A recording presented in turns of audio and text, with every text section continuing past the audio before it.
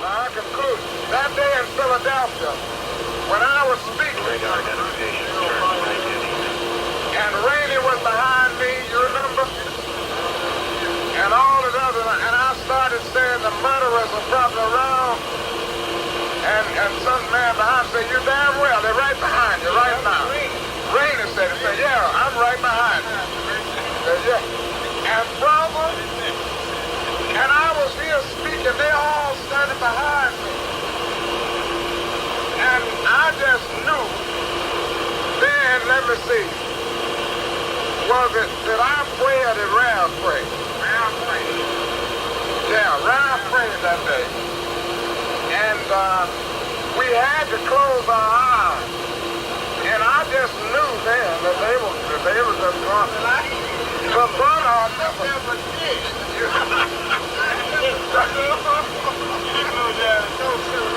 Ralph says he prayed with his open. But I closed my eyes. I really did. You don't want to think of yourself as a martyr. But if you worship in a religion where the symbol of that religion is a cross, you're reminded every day of your lives that the cross is not just something to hang on the wall. It's something that comes out as a result of confrontation with evil. And that when you face that confrontation with evil, you're likely to face the possibility of physical death. But if you don't face that confrontation with evil, you inevitably face a spiritual death.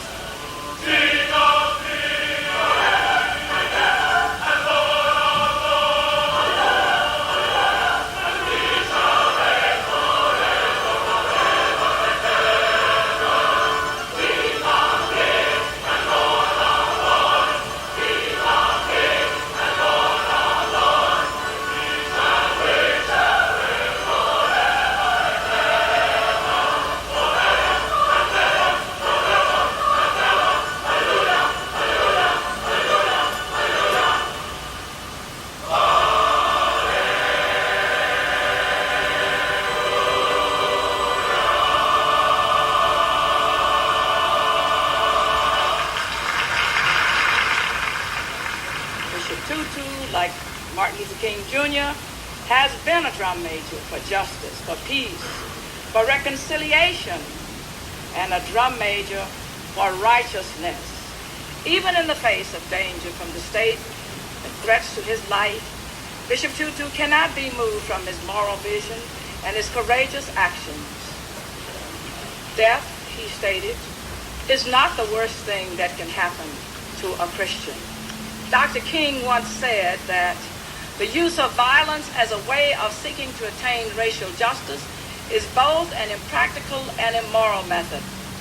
The use of violence to attain racial parity is impractical because it leads to a descending spiral ending in destruction for all.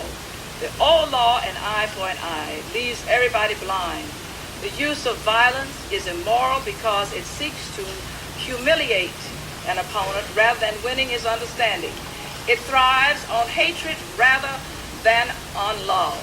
The Martin Luther King Jr. Center for Nonviolent Social Change Peace Prize is given to Bishop Tutu of South Africa. Sir, will you please? He was always aware that one day his life would be taken. He knew that if he continued in the struggle. He admitted the fact that he had fear at times. He was human. But he never went around just focusing on, death and dying. He talked about it an awful lot, but he talked about it in terms of giving one's life for a cause that he knew could be a redeeming force. And his life could be a redeeming force, and unearned suffering be redemptive. And that if he was called to give his life, there's no more noble way of living.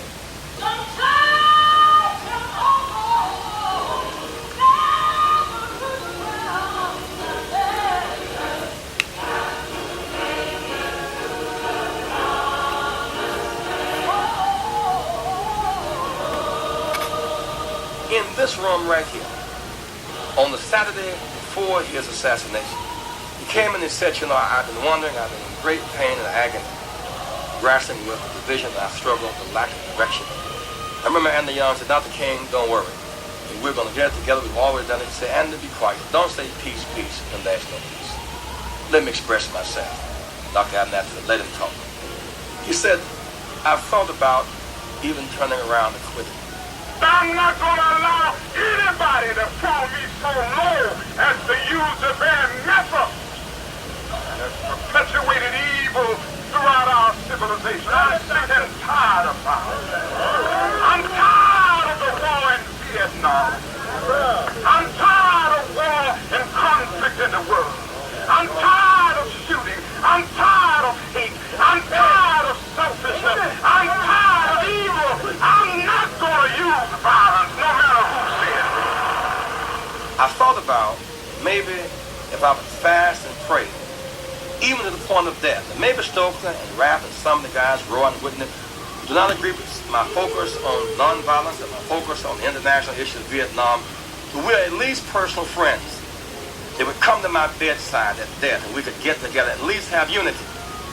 You know when I say don't be afraid, you know what I really mean. Don't even be afraid to die. I submit to you tonight. No man is free if he fears death. But the minute you conquer the fear of death at that moment, you're free. And then lastly, he said, we got to go on. So by the time we got to Memphis later on that week, a very stormy night, when he came in, what struck me about the speech that night was a lot of poetry and prophecy and profundity in it. But it really doesn't matter with me now, because I've been to the mountaintop. I don't mind. Like anybody, I would like to live a long life. Longevity has its place. But I'm not concerned about that now. I just want to do God's will. And he's allowed me to go up to the mountain. And I've looked over. And I've seen the promised land. I may not get there with you. But I want you to know tonight that we as a people will get to the promised land.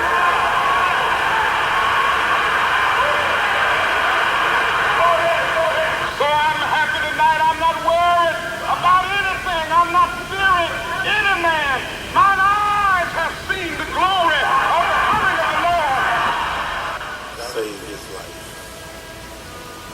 You don't have but one friend in a lifetime. And I am a living example of that fact. I can testify to the fact. I look for everybody to act like Martin acted, to behave as Martin behaved, to be compassionate like Martin was. But you cannot be somebody else. And so consequently, I miss it so very much. I was at this planning meeting and Dr. King was still asleep and nobody wanted to wake him up, so Andy says, Joan, you go and sing to him. Pitter patter, and I was very nervous, but I went in and I sang to him, and he rolled over in the middle of the song and kept his eyes shut, and he said, I do believe I hear the sound of an angel. Let's have another one, Joan, and he went right back to sleep.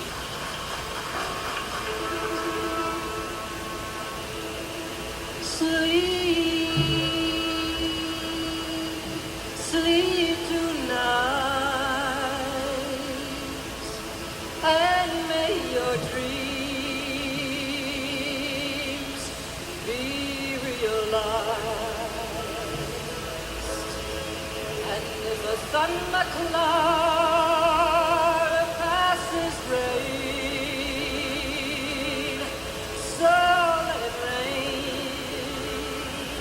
let it rain.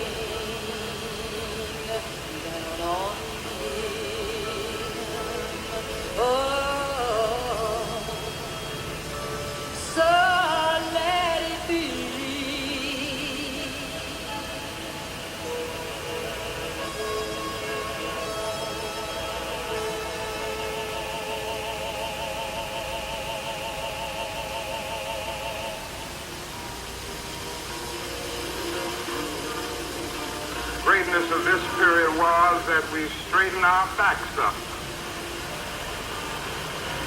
And a man can't ride your back unless it's bent.